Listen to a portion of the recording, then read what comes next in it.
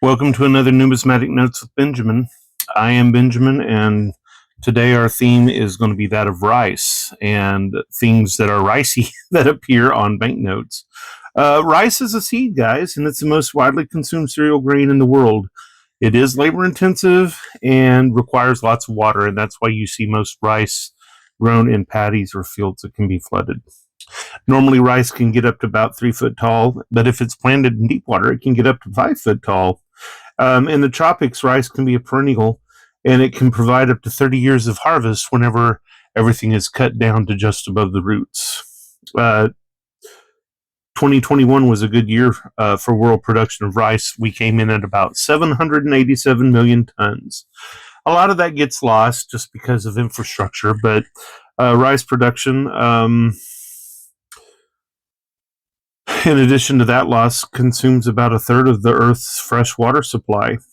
Cambodia and Thailand still have a royal plowing ceremony, and at a future date, I intend to have those banknotes as a video of their own, where it shows cows dressed up and making selections from dishes to celebrate the beginning of the rice planting season. I remember, y'all, the rice harvest in Korea. Daejeon, the town that I lived in, was a Gwangyakshi, or a special city, and was not really part of Chungcheongnam-do province where I lived, but it was the capital of Chungcheongnam-do province nonetheless. So imagine my surprise whenever I go out one day and all of a sudden all the sidewalks have been taken over with mats and mounds of rice drying. And the public was okay with it. The public didn't damage or destroy any of this production because, hey, it was their food supply. And I just wish I could touch the crystal ball like these farmers did, because they could predict that there would be no rains while their rice was drying. I never could, and so every time I put my laundry out on the roof, it rained, and it rained, and it rained, and it was crazy for me, but I do fondly remember my experience of the rice harvest in Korea. Let's get started on some of these rice-themed notes. This first note I'm going to show you is a Cambodia 2000 reel, and here it is, a rice field. It looks like a harvest. These have been colored yellow, and I don't know if that's an allusion to that new rice they made called golden rice. It's supposed to have some vitamins inside it. I'll have to do a little bit more research on that. But it's a lovely scene of rice on the back of a Cambodian banknote. Here is a banknote from Bangladesh. It is a one taka, and it is a pick six, and there on the back next to the arms of the nation is a hand holding a whole lot of the panicles of the rice seed. It's a beautiful banknote as well. I have a couple of those. Moving to Africa, here's one of the few notes that show a dry form of rice planting, and you'll see that it's widely spaced and it's very dry. There's two kinds of rice plantings in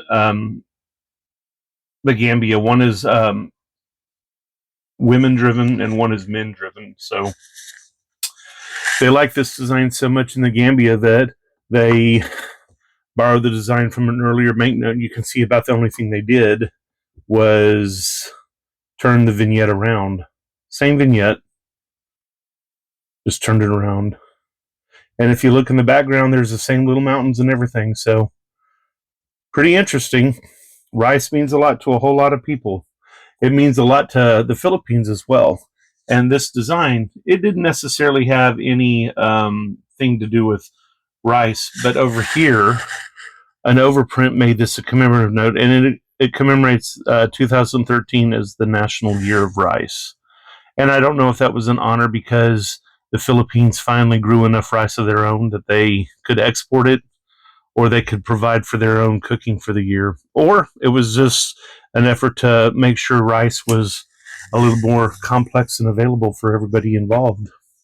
Here's another Cambodian note, and the reason I like this Cambodian note is, like my friend Saeed would say, Saeed Hakim Samdani, who enjoys the circulated notes because, there's just a little more richness and use in the population. This note is so well worn that it pleases me that I have it, because at least it shows that it was circulated at some point. You have it crossed several ways, and on the front you don't see anything that would make you think rice. But when you turn it over, you have a beautiful scene of tractors planting the rice or harvesting it. And over here, you see all these little flooded fields, and up here you see people planting rice by hand in a flooded paddy. It is very labor intensive, so it requires a lot of work. But when you're in a country whose economy is very low, at least you have food to eat. Most people in Tejon owned at least one field in the country, and they let local farmers plant their field.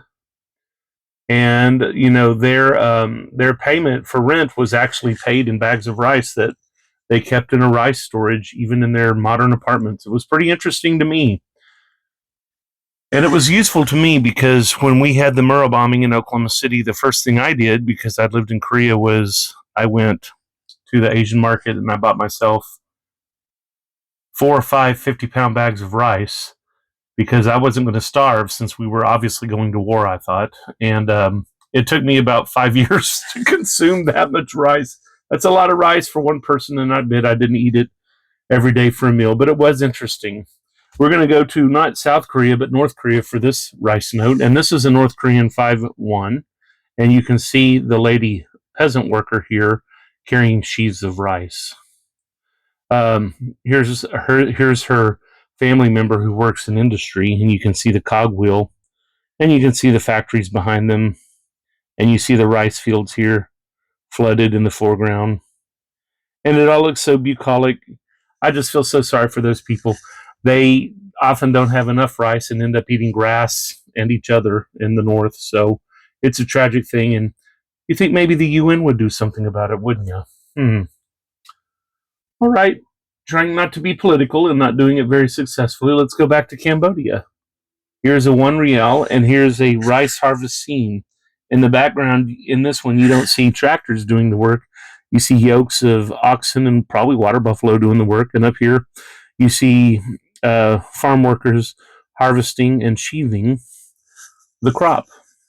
And the final note in my rice theme is also a note from Cambodia, and it is a 2 cock. It is a 0.2 cock, which is a breakdown of a rial. And you have another interesting rice scene. There's more yokes of water buffalo over there. A lot of people bent over. Up here, it looks like they are planting in lovely rice paddies. And I think if you could have some headphones, it might be a pleasant way to spend a day or weeks to get every cultivable surface of your country planted in the hopes that some of it can come to fruition and you will be able to have rice to eat. I love rice. I love the sticky versions they eat in Asia, and I would encourage you to like my channel, subscribe, and add any other banknotes you think would fit in with this theme of rice as appearing on banknotes. I have it in field. I have it in sheath form, and there's probably some countries where rice figures into the arms of the nation. I am Benjamin. This has been Numismatic Notes with Benjamin. You have a jewel of a day.